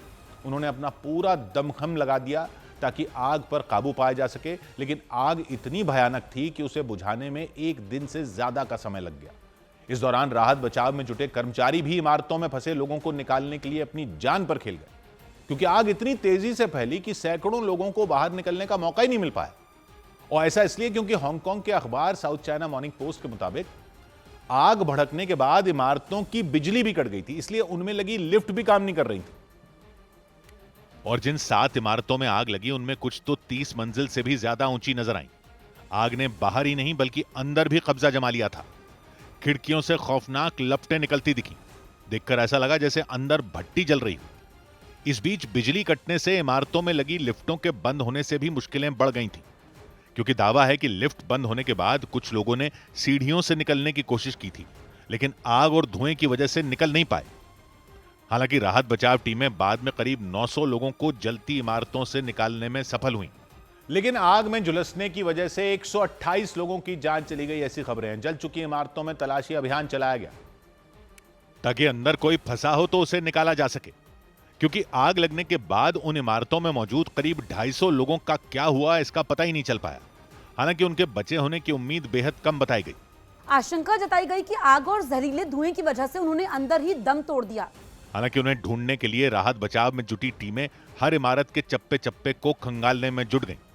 जिस हाउसिंग कॉम्प्लेक्स में आग लगी उसमें 2000 से ज्यादा अपार्टमेंट थे। उन अपार्टमेंट में 4800 से ज्यादा लोग रह रहे थे, लेकिन उन्हें अंदाजा भी नहीं था कि देखते ही देखते सब कुछ तबाह हो जाएगा, क्योंकि जिन इमारतों में आग लगी उनमें मरम्मत का काम चल रहा था। वो इमारतें करीब 40 साल पहले 1980 के दशक में बनकर तैयार हुई थी, लेकिन मरम्मत के लिए लगाए गए बांस के ढांचे में आग लगने से तबाही मच गई। हांगकांग के अखबार साउथ चाइना मॉर्निंग पोस्ट के मुताबिक 8 इमारतों वाले उस हाउसिंग कॉम्प्लेक्स में सबसे पहले एक इमारत में आग लगी और फिर कुछ ही घंटों में वो 7 इमारतों तक फैल गई। उन इमारतों में टूट फूट की मरम्मत करवाने के लिए उनके बाहरी हिस्सों पर बांस के मचान लगाए गए थे, ठीक उसी तरह जैसे नई बन रही इमारतों के बाहर लोहे के पाइपों का ढांचा लगाया जाता है। मरम्मत के दौरान इमारतों से निकलने वाले मलबे और धूल को रोकने के लिए कपड़े के पर्दे भी लगाए गए थे। लेकिन दावा है कि बांस के ढांचे में जब आग लगी तो वो कपड़े के पर्दों तक फैल गई और इस बीच तेज हवाओं ने उसे बेकाबू कर दिया। सूखे हुए बांसों का ढांचा जला तो लपटें इमारतों तक पहुंच गईं और फिर वो आग इतनी तेजी से फैली कि लोगों को संभलने का मौका नहीं मिल पाया। माना जा रहा है कि मरम्मत के काम में लगे सूखे बांस के जलने से ही आग इतनी तेजी से फैली। बताया गया कि हांगकांग में इमारतों को बनाते वक्त बाहरी ढांचे के लिए लोहे के पाइप की बजाय बांस का इस्तेमाल किया जाता है और ऐसा इसलिए क्योंकि वहां बांस सस्ते में मिल जाते हैं और हल्के होने की वजह से उन्हें आसानी से एक जगह से दूसरी जगह ले जाया जा सकता है। हांगकांग के जिस ताइपो इलाके की इमारतें आग की चपेट में आईं, वहां बड़े पैमाने पर बांस मिलते हैं। इसके अलावा दक्षिणी चीन भी बांस से भरा हुआ है, लेकिन हांगकांग के उस हाउसिंग कॉम्प्लेक्स में बांस का इस्तेमाल किया जाना बर्बादी की वजह बन गया। हालांकि दावा है कि इस तबाही से एक हफ्ते पहले ही उस हाउसिंग कॉम्प्लेक्स में आग के खतरे को लेकर चेतावनी दे दी गई थी, लेकिन आरोप है कि मरम्मत के काम में जुटी टीम ने उस चेतावनी की अनदेखी कर दी थी और इसीलिए न सिर्फ वहां भीषण आग लगी बल्कि हाउसिंग कॉम्प्लेक्स की 7 इमारतों की सूरत बिगड़ गई। साउथ चाइना मॉर्निंग पोस्ट के मुताबिक हांगकांग के श्रम विभाग के अधिकारियों ने 20 नवंबर को उस हाउसिंग कॉम्प्लेक्स की जांच की थी। दावा है कि उस जांच में वहां इमारतों के अंदर सुरक्षा के इंतजामों में कमी पाई गई थी। बताया गया कि वहां आग से निपटने की जरूरी व्यवस्थाएं नहीं थी और इतना ही नहीं, दावा किया गया कि इसे लेकर मरम्मत का काम कर रही टीम को चेतावनी भी दी गई थी। लेकिन आरोप लगा कि उसने श्रम विभाग की चेतावनी पर ध्यान नहीं दिया और इसी के एक हफ्ते बाद वहां आग भड़क गई। इधर उत्तर प्रदेश के मुजफ्फरनगर में चेकिंग के दौरान एक स्कॉर्पियो गाड़ी का ड्राइवर पुलिस वालों को चकमा देकर भाग निकला। बताया गया उस गाड़ी में भारतीय किसान यूनियन का झंडा लगा था और चेकिंग के लिए पुलिस ने उसे सड़क पर रोका, लेकिन उसे चला रहा ड्राइवर पुलिस कर्मियों के सामने तेज रफ्तार में गाड़ी लेकर निकल गया।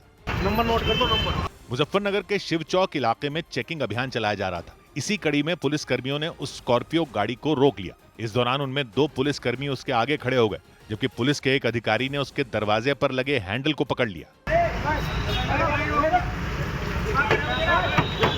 वहां पुलिस कर्मियों ने उस गाड़ी को चारों तरफ से घेर लिया, लेकिन इसके बावजूद उसके ड्राइवर ने गाड़ी नहीं रोकी और आरोप लगा कि उस ड्राइवर ने उन दोनों पुलिस कर्मियों को कुचलने की कोशिश की और उन दोनों पुलिस कर्मियों ने उस गाड़ी की चपेट में आने से किसी तरह खुद को बचाया। मुजफ्फरनगर के शिव चौक पर हुई इस घटना के बाद आसपास के इलाकों में घेराबंदी कर दी गई। बताया गया कुछ देर तक पुलिस कर्मियों ने उस गाड़ी का पीछा भी किया। आखिरकार उसे रोकने में वो कामयाब हो गए। उन्होंने उस गाड़ी के ड्राइवर समेत उसमें सवार 4 लोगों को गिरफ्तार कर लिया और उनसे पूछताछ की। आरोप लगा वो चारों लोग नशे की हालत में थे। उधर उत्तराखंड के हरिद्वार में घर के बाहर खेल रही एक बच्ची को कार ने कुचल दिया। इस हादसे को जिसने भी देखा उसकी आंखें फटी की फटी रह गई। घटना के बाद लोगों ने कार के ड्राइवर की पिटाई कर दी, क्योंकि उस कार ने साइकिल चला रही बच्ची को बुरी तरह रौंद दिया। जोरदार टक्कर होने की वजह से 10 साल की वो बच्ची साइकिल समेत सड़क पर गिर गई। कार का टायर उसके शरीर पर चढ़ गया, जिससे उसका बच पाना मुश्किल हो गया। रोंगटे खड़े कर देने वाला हादसा हरिद्वार के मिसरपुर गांव में हुआ। हादसे के बाद आगे वाली सीट पर बैठे व्यक्ति तुरंत बाहर आए। आसपास के लोग भी बच्ची को देखने के लिए दौड़ पड़े। उन लोगों ने उसे उठाने की कोशिश की, लेकिन तब तक उसकी जान जा चुकी थी। इससे लोगों का गुस्सा भड़क गया और उन्होंने कार के ड्राइवर की पिटाई कर दी। इधर उत्तर प्रदेश के ललितपुर में एक पति और प्रेमी के बीच बच्चों के बंटवारे का हैरान कर देने वाला मामला सामने आया। वहां एक महिला ने मारपीट का आरोप लगाते हुए अपने पति को छोड़कर प्रेमी के साथ रहने का फैसला लिया, लेकिन बात उनके 5 बच्चों पर आकर फंस गई। और फिर अपने पति को छोड़ने से पहले महिला ने 5 बच्चों का बंटवारा कर दिया। काफी देर तक हुई बहस के बाद महिला 3 बच्चों को अपने साथ ले गई, जबकि 2 बच्चों को उन्होंने पति के पास छोड़ दिया। वो किसी भी सूरत में अपने पति के साथ रहने के लिए तैयार नहीं हुई। अब उनके सन को नहीं संबंध नहीं है, हम उनके पास नहीं रहना चाहते हैं, हम उनके पास रहना चाहते हैं। चौंकाने वाला ये मामला ललितपुर की पाली तहसील का रहा। जिन बच्चों का बंटवारा किया गया उन सभी की उम्र 12 साल से कम बताई गई और जानकारी के मुताबिक वो महिला 1 महीने पहले अचानक अपने घर से गायब हो गई थी।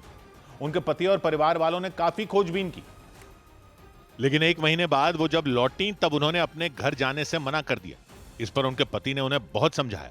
बच्चों ने भी घर लौटने की गुहार लगाई, लेकिन महिला ने अपना फैसला नहीं बदला। उनके प्रेमी ने भी उनका साथ दिया। हमारी खुशी से जैसी रहना चाहती हैं तो हम रखने को तैयार हैं। लेकिन इस अजीबोगरीब समझौते ने उन दोनों बच्चों को मायूस कर दिया जो बिना अपनी मां के घर लौटे। बाद में उनके पति के परिवार ने प्रशासन से मामले में दखल देने की अपील की। इस बीच बच्चों के बंटवारे की इस अनोखी घटना की चर्चा पूरे इलाके में शुरू हो गई उधर उत्तर प्रदेश के बहराइच में पिंजरे में बंधी एक बकरी चोरी करने गए शख्स खुद ही पिंजरे में कैद हो गए। जानकारी के मुताबिक कुछ दिन पहले तेंदुए के हमले से हुई मौत के बाद वन विभाग की टीम ने वहां एक पिंजरा रखा था। तेंदुए को फंसाने के लिए उस पिंजरे में बकरी बांधी गई थी और उसी बकरी को चोरी करने के चक्कर में वो पिंजरे के अंदर फंस गए। इसके बाद वो गांव के लोगों को कॉल करके मदद मांगने पर मजबूर हो गए। उन्हें पिंजरे में इस तरह बंद देखकर लोगों ने पूछताछ की। अरे चेक कर रहा हूँ भाट गिरी का हो, चेक कर आया हूँ। हाँ अंदर घुस को चेक करिए हो। हाँ तो आओ कहाँ। लोगों के मुताबिक वो व्यक्ति रात के अंधेरे में बकरी चुराने के मकसद से वहां पहुंचे थे, लेकिन वो जैसे ही अंदर घुसे पिंजरा बंद हो गया। बाद में लोगों ने पुलिस को शिकायत की और उन्हें थाने ले जाया गया। इस बीच गुजरात के अहमदाबाद में एक लड़के ने खुद को आग के हवाले कर दिया और यह देखकर लोगों की सांसें अटक गईं। बताया गया कि वो एक निजी अस्पताल में काम करने वाली एक लड़की को पसंद करता था और इस घटना से कुछ ही देर पहले उन दोनों के बीच बहस हुई थी और बहस के बाद कामरान नाम के उस लड़के ने खुद को आग लगा ली। यार मर जाएगा भाई। कामरान के शरीर से धधकती लपटें उठती नजर आईं। उसे देखकर वहां मौजूद लोगों में चीख पुकार मच गई। उस पर पानी और मिट्टी डालने के लिए लोग चीखते चिल्लाते सुनाई दिए। कुछ लोग तो उसकी जान बचाने के लिए उसके पीछे भागते दिखे। वो भीषण लपटों के साथ भीड़ वाले इलाके में चलता रहा और इस दौरान उसके कपड़े जलकर फर्श पर गिरते दिखाई दिए और उसकी जान बचाने के लिए लोगों ने उस पर पानी डालना शुरू कर दिया, जबकि उनमें 2 लोग आग बुझाने में इस्तेमाल होने वाला उपकरण फायर एक्सटिंग्विशर लेकर वहां पहुंच गए।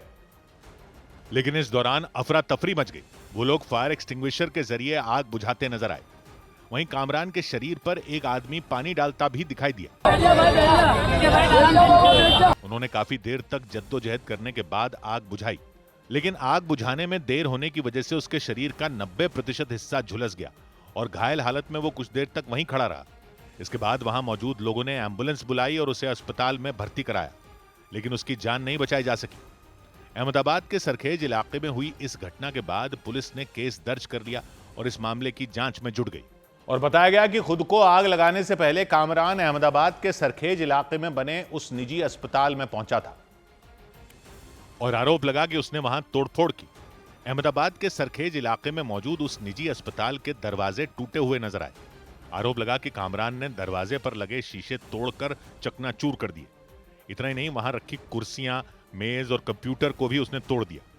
खुद को आग के हवाले करने से पहले वो उस अस्पताल में काम करने वाली उस लड़की से मिलने के लिए गया था। बताया गया कि वो उसे पसंद करता था और मिलने के दौरान ही उन दोनों में किसी बात को लेकर झगड़ा हो गया था।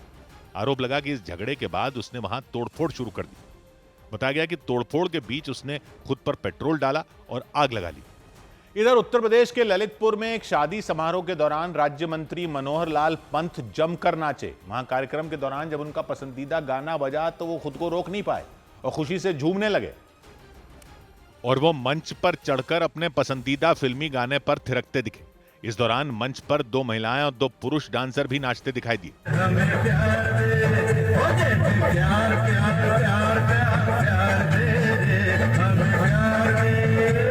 ये शादी समारोह ललितपुर के चंदेरी रोड पर मौजूद एक मैरिज हॉल में आयोजित हुआ।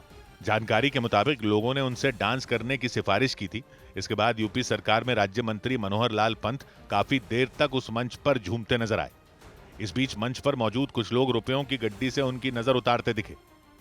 पड़ोसी देश श्रीलंका में दित्वा नाम के तूफान ने भयंकर तबाही मचा दी। वहां तूफान के बाद हुई मूसलाधार बारिश की वजह से कई इलाकों में बाढ़ आ गई। तूफान के बाद आई बाढ़ ने वहां 56 लोगों की जान ले ली और श्रीलंका के ज्यादातर इलाके जल प्रलय का प्रकोप झेलने को मजबूर हो गए।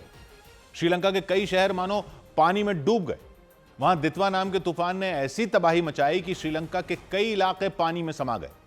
मूसलाधार बारिश को देखकर ऐसा लगा जैसे वो पूरे के पूरे श्रीलंका को समंदर में डुबो देगी। वहां के शहर हों या फिर गांव हों, सब जगह पानी ने तबाही मचा दी। गांव में तो खेत खलिहान मानो गायब हो गए। पानी इतना बढ़ गया कि छोटे मोटे पेड़ तो पूरी तरह डूब गए। सिर्फ ताड़ और नारियल के ऊंचे पेड़ ही पानी के ऊपर दिखे और यह बाढ़ श्रीलंका के 50 से ज्यादा लोगों के लिए तो जानलेवा साबित हुई। वहां गांव के गांव उजड़ गए। शहरों में भी बाढ़ के पानी ने कब्जा जमा लिया और दित्वा तूफान के बाद हुई तबाही की बारिश की वजह से श्रीलंका के हजारों लोगों की जान पर मनमाई। उनमें कई लोग अपनी जान बचाने के लिए ऊंचे ऊंचे पेड़ों पर चढ़ गए। इसके बाद हेलीकॉप्टर की मदद से राहत और बचाव दल के लोग उन लोगों तक पहुंचे और उन्हें रस्सी से बांधकर हेलीकॉप्टर तक लेकर आए। कुछ इलाके ऐसे भी रहे जहां लोगों के मकान डूब गए। वो लोग अपने मकान की छतों पर खड़े होकर मदद की गुहार लगाते दिखे। राहत और बचाव दल के लोगों ने उनके मकानों तक पहुंचकर उन्हें बाढ़ के बीच से निकाला और सुरक्षित जगहों तक पहुंचाया, क्योंकि श्रीलंका में आई बाढ़ ने कई लोगों की जान ले ली। एक अनुमान के मुताबिक वहां 600 से ज्यादा मकान बह गए। जो मकान बाढ़ की चपेट में आकर भी नहीं बहे, वो रहने लायक नहीं बचे। मतलब श्रीलंका में बाढ़ ने तांडव मचा दिया। सड़कों पर सैलाब का कहर दिखाई दिया। जिन सड़कों पर गाड़ियां दौड़ती थीं, वहां समंदर जैसी लहरें उड़ती नजर आईं। वहां के कई डैम पूरी तरह भर गए। जब उनसे पानी छोड़ा गया तो ऐसा लगा जैसे वो डैम अचानक फूट पड़े हों।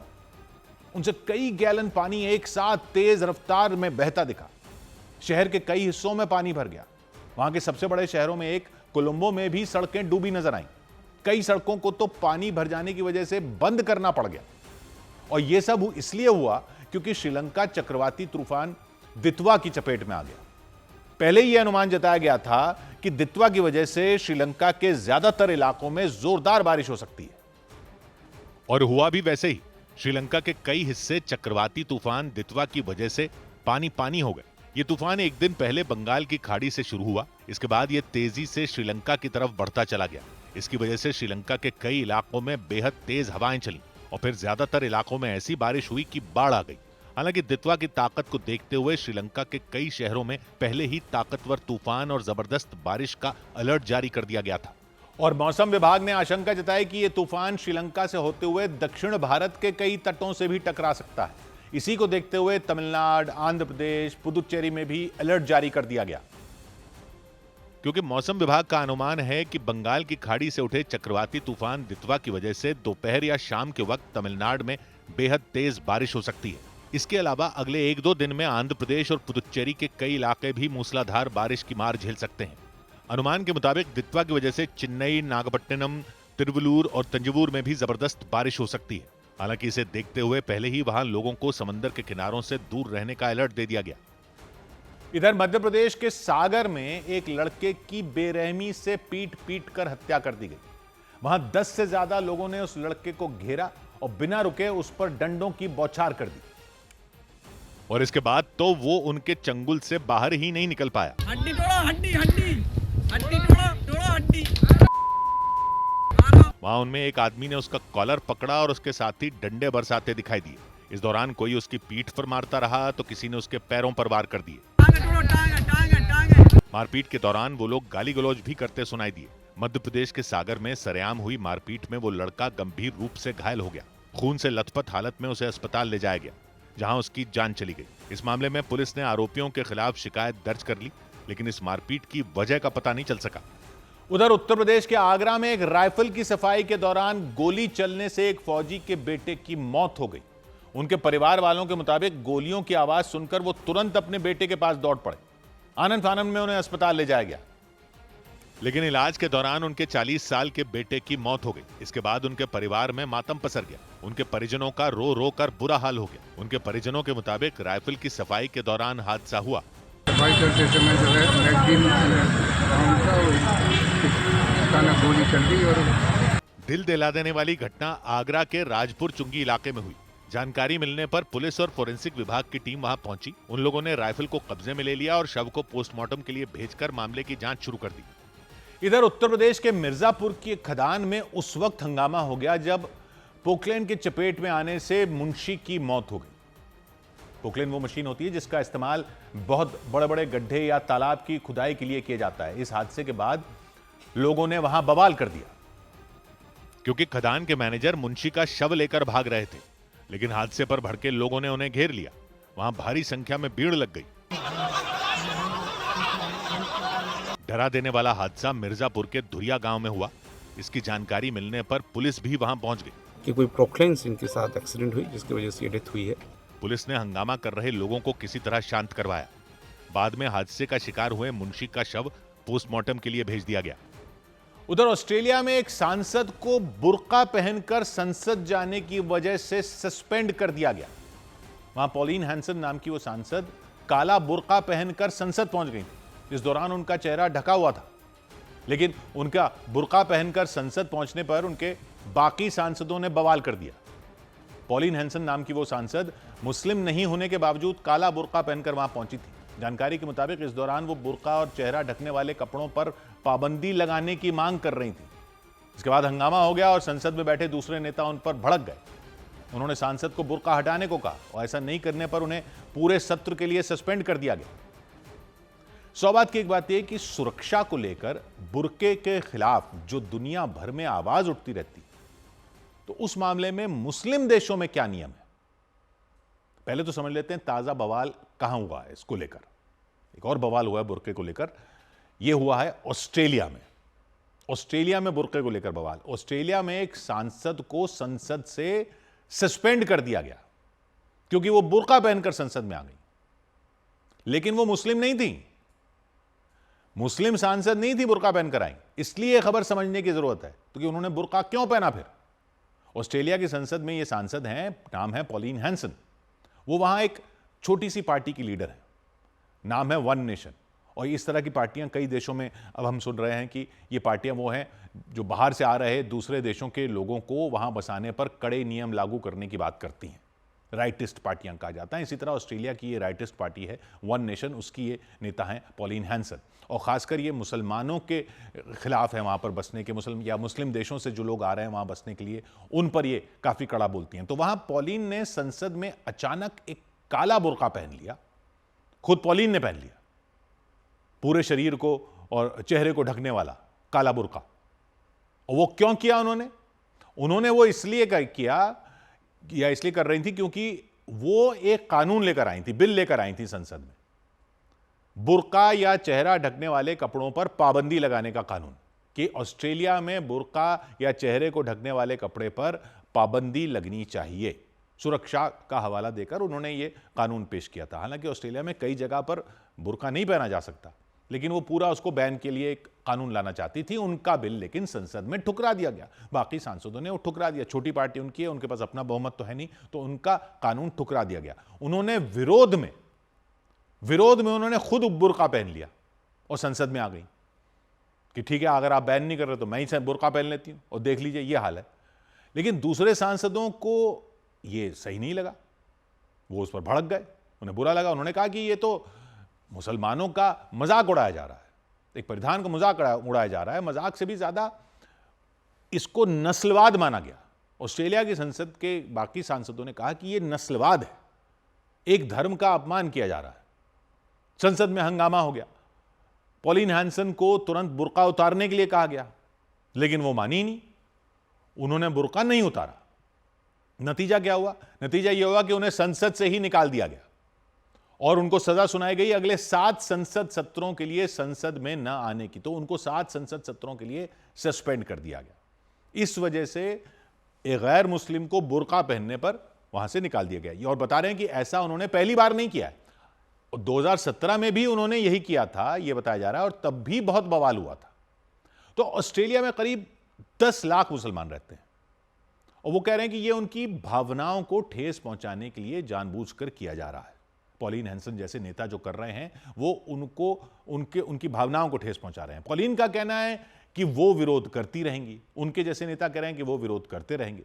लेकिन कई लोग इसे धार्मिक भावनाओं का अपमान मानते हैं, ऑस्ट्रेलिया में भी। पॉलिन जैसा मत रखने वाले दुनिया में भी कई लोग हैं, ऑस्ट्रेलिया नहीं, कई देशों में यह आवाज उठ रही है जो मानते हैं कि बुर्का पहनने से पहचान छिप जाती है।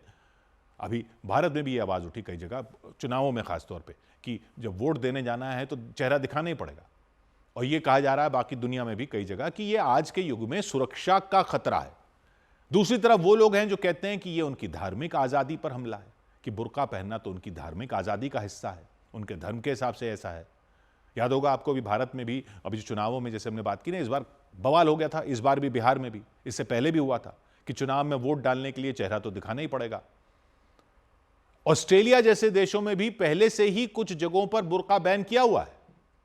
स्कूलों में बुर्का बैन है, वहां पर सरकारी दफ्तरों में बुर्का नहीं पहन सकते क्योंकि पहचान दिखानी होती है। तो यहां यह भी देख लेना चाहिए कि इस्लामी देशों में या उन देशों में जहां मुस्लिम आबादी अच्छी खासी है, वहां क्या है, वहां क्या सुरक्षा का ध्यान नहीं रखा जाता? तो फैक्ट तो यह है कि कई मुस्लिम देशों ने भी चेहरा ढकने पर रोक लगाई हुई है। हिजाब अलग चीज है, लेकिन चेहरा ढकने पर कई मुस्लिम देशों में भी, या ऐसे देश जो इस्लामी सरकार नहीं है लेकिन मुस्लिम वहां पर बहुत आबादी में है, वहां पर भी यह बैन है। टूनिशिया है, उत्तरी अफ्रीका का देश है टूनिशिया, वो भी मुस्लिम देश है, मुसलमान वहां बड़ी तादाद में है। वहां 2019 से सरकारी दफ्तरों में बुर्का नहीं पहन सकते, स्कूलों में बुर्का नहीं पहन सकते, अस्पतालों में बुर्का मतलब चेहरा ढकना, बाकी तो हिजाब वगैरह है, लेकिन चेहरा ढकना पूरी तरह मना है। वजह क्या है? वजह वही है, सुरक्षा।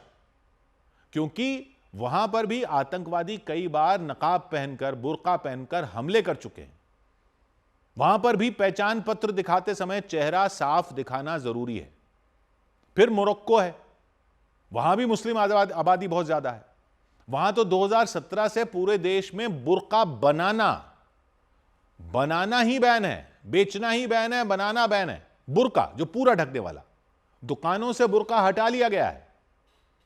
हिजाब वगैरह नहीं, हिजाब तो पहनना है वहां पर, लेकिन बुर्का पूरा शरीर ढकने वाला बुर्का होता है, वो बैन कर दिया गया है।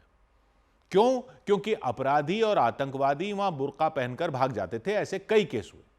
ये मोरक्को में पुलिस को चेहरा देखकर पहचानने में दिक्कत होती थी, तो वहां के गृह मंत्रालय ने कहा कि यह पूरा ढकने वाला कपड़ा जो है, पूरा ढकने वाला कपड़ा सुरक्षा के लिए खतरा है। अल्जीरिया है उधर ही अफ्रीका में, अल्जीरिया भी मुस्लिम देश है। वहां 2018 से सरकारी नौकरी करने वाली महिलाएं, चाहे टीचर हों, नर्स हों, क्लर्क हों, सरकारी कर्मचारी हों, वो चेहरा नहीं ढक सकती। सरकारी नौकरी करनी है तो वहां चेहरा नहीं ढक सकते, क्योंकि वहां की सरकार का मानना है कि काम के दौरान चेहरा देखकर ही बात करनी होती है। छात्रों को टीचर से या मरीजों को डॉक्टर से उनका चेहरा दिखना चाहिए ताकि विश्वास बना रहे। यानी सरकारी काम में पहचान छिपाना वहां मना है। मिस्र भी दुनिया का बहुत बड़ा मुस्लिम देश है। वहां भी 2015 से अब तक कई कानून लाए जा चुके हैं, कई चीजों पर बैन लगाया जा चुका है। काहिरा यूनिवर्सिटी है, कई बड़े अस्पताल हैं, वहां नकाब पूरी तरह मना है कि अस्पतालों में नहीं पहन सकते आप। डॉक्टर है जो, सरकारी स्कूलों में भी टीचर नकाब नहीं पहन सकते। वो भी मानते हैं कि छात्र और डॉक्टर, छात्र टीचरों से, डॉक्टर मरीजों से आपस में चेहरा देखकर ही अच्छे से बात कर सकते हैं। छात्र पढ़ सकते हैं, अगर टीचर का चेहरा देखें या डॉक्टर से इलाज कराएं तो उसका चेहरा दिखना पड़ेगा। मतलब चेहरा ढकने से मिस्र में माना जाता है कि संवाद में रुकावट आती है। ऐसे ही तुर्की भी बड़ा मुस्लिम देश, बड़ी मुस्लिम आबादी है तुर्की में। 1980 से अब तक वहां कई कानून लाए गए जिनमें यूनिवर्सिटी में, संसद में, कोर्ट में, सरकारी दफ्तर में, यहां इन सब जगहों पर चेहरा ढकना मना है। पहले तो हिजाब भी मना था वहां पर, पहले तुर्की में हिजाब भी मना था, अब सिर्फ हिजाब की इजाजत है, नकाब या बुर्के की नहीं, मतलब चेहरा ढकने की इजाजत नहीं है। उनका मानना है कि महिलाओं को पुरुषों के बराबर शिक्षा और नौकरी में आगे आना चाहिए। यह वहां की सोच है। चेहरा छिपाने से उनका मानना है कि इससे दिक्कत होती है। सीरिया में भी मुस्लिम बहुत हैं। वहां 2010 में तो बड़ा केस हुआ था, हजारों स्कूल टीचरों को नकाब उतारने को कहा गया था। जो नहीं मानी थी उनको नौकरी से निकाल दिया गया था। हालांकि तब सरकार वो दूसरी थी, अब तो पलट गया, वहां पर तख्ता पलट हो गया जैसा आपने देखा। लेकिन तब की सरकार का मानना था कि स्कूल में चरमपंथी विचार नहीं फैलने चाहिए। उनका मानना था कि ये नकाब पहनकर अगर टीचर आएंगी, चेहरा ढककर टीचर आएंगी, तो ये चरमपंथी विचार फैलते हैं और बच्चों को टीचर का चेहरा दिखना चाहिए और देखना भी चाहिए। चाड भी अफ्रीका में, वहां भी काफी मुस्लिम है। वहां 2015 में आतंकवादी हमले के बाद, एक आतंकवादी हमला हुआ, उसके बाद पूरे देश में बुर्के नकाब पर पूरी पाबंदी लगा दी गई थी, क्योंकि आत्मघाती हमलावर नकाब पहनकर बम छिपा लेते थे। यानी इन सब देशों की बात इसलिए हो रही है क्योंकि यहां पर मुस्लिम आबादी बहुत ज्यादा है। बाकी तो बहुत सारे देश हैं जहां पर बुर्का पहना जाता है, लेकिन ये इन देशों में, ये देखिए, 3 बड़े कारण जो हैं वो हर जगह एक जैसे। पहला कारण है सुरक्षा, दूसरा कारण है पहचान, कि पहचान आप छुपा नहीं सकते, और तीसरा बातचीत, संवाद कैसे हो, उसके साथ ही जुड़ा है बराबरी। बातचीत, संवाद, बराबरी, कि चेहरा देखकर ही लोग एक दूसरे पर भरोसा करते हैं और महिलाएं आगे बढ़ सकती हैं। ये इन जगहों की सोच है। ये सारे फैसले खुद मुस्लिम सरकारों ने लिए, मुस्लिम पुलिस लागू करती है, मुस्लिम बहुसंख्यक देशों में ये चल रहे हैं। तो मतलब कि धार्मिक आजादी का तर्क जरूर है, पर वो तर्क अलग है। आधुनिक युग में जीने की जो जरूरतें हैं उनको भी ध्यान में रखना तो पड़ेगा ही। ये कई देश ऐसे भी मानते हैं जहां मुस्लिम बहुत बड़ी आबादी में है, और यह भी हकीकत है कि हर देश का अपना तरीका है। अब ऑस्ट्रेलिया अगर कुछ करना चाहता है तो वो ऑस्ट्रेलिया का अलग तरीका, और धर्म, लेकिन धर्म, संस्कृति और सुरक्षा के बीच संतुलन कितना जरूरी है ये हर देश के लोगों को अपने हिसाब से ही तय करना है। 100 बात की एक बात। उधर महाराष्ट्र के छत्रपति संभाजीनगर में एक फर्जी आईएएस अधिकारी पकड़ी गई। महाराष्ट्र के छत्रपति संभाजीनगर में खुद को आईएएस अधिकारी बताने वाली एक महिला को गिरफ्तार कर लिया गया। कल्पना भागवत नाम की उस महिला के पास पाकिस्तान समेत 10 देशों के मोबाइल नंबर मिले। इसके अलावा उसके घर से 19 करोड़ रुपए के 2 चेक और 6 लाख रुपए भी मिले।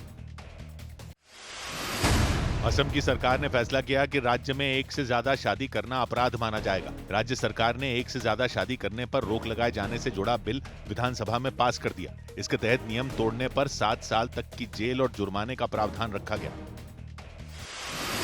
वित्त वर्ष 2025-26 की दूसरी तिमाही में देश की जीडीपी विकास दर 8.2% रही। भारत की अर्थव्यवस्था इस दौरान पिछली 6 तिमाहियों में सबसे ज्यादा तेजी से बढ़ी।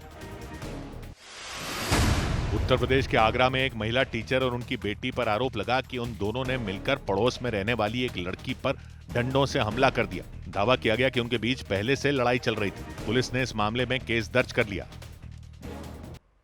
उधर पाकिस्तान के पूर्व प्रधानमंत्री इमरान खान के बेटे ने वहां की सरकार और अडियाला जेल प्रशासन के खिलाफ मोर्चा खोल दिया।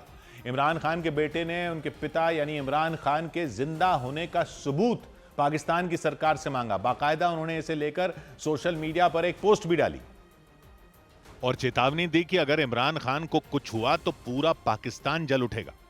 अडियाला जेल के बाहर हो रहे बवाल की वजह से वहां के हालात बिगड़ गए, क्योंकि पिछले कई दिन से इमरान खान के समर्थक धरने पर बैठे। जमा देने वाली ठंड में भी प्रदर्शनकारी जेल के बाहर बैठकर नारे लगाते रहे।